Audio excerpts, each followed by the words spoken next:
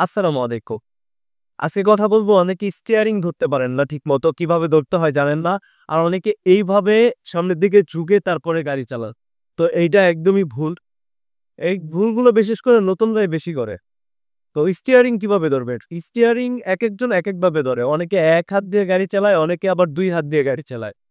তো আমি অলওয়েজ ১ হাত দিয়েই চালাই। ২ হাত আমার কমফোর্ট ফিল করি না। আমি ১ হাতে কমফোর্ট ফিল করি, দ্যাটস ওয়াই ১ হাত দিয়েই চালাই।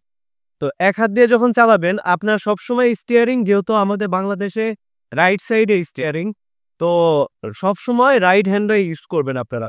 স্টিয়ারিং ঘোরানোর জন্য ডানে বামে। তো আপনি ইজিলি যদি রাইট হ্যান্ড ইউজ করেন, আপনি ইজিলি স্টিয়ারিং ঘোরাতে পারবেন।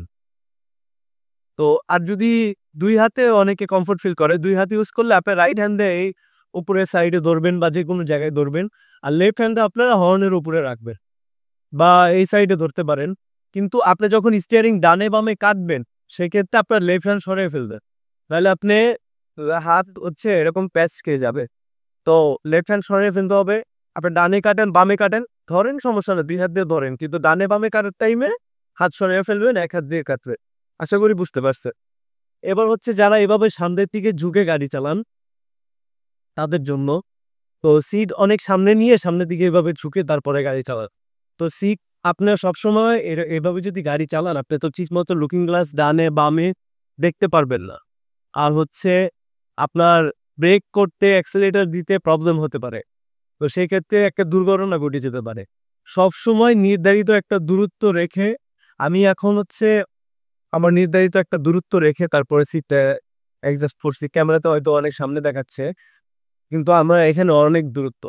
তো আপনি যাতে অ্যাক্সেলারেটর ব্রেক করতে পারেন, অ্যাক্সেলারেটর দিতে পারেন এতটুকু একটা দূরত্ব রেখে তারপর আপনার সিটটা অ্যাডজাস্ট করে নিবেন। এতটুকু একটা দূরত্ব রেখে তারপর গাড়ি চালাবেন। আপনি আরামে আ ডানে বামে লুকিং গ্লাস ফলো করতে পারবেন। আর সবসময় অবশ্যই সিট বেল্ট লাগিয়ে তারপর গাড়ি চালাবেন। ডানে কাটার টাইমে এই ডানে ইন্ডিকেটর দিবেন, বামে কাটার টাইমে বামে ইন্ডিকেটর দিবেন। অবশ্যই ডানে বামে কাটার টাইমে ডানের লুকিং গ্লাস, বামের লুকিং গ্লাস ফলো করবেন। যদি ভিডিওটা ভালো লাগে লাইক, শেয়ার অ্যান্ড ফলো করে দিয়েন। দেখা হবে পরবর্তী ভিডিওতে। ততদিন ভালো থাকেন, সুস্থ থাকেন।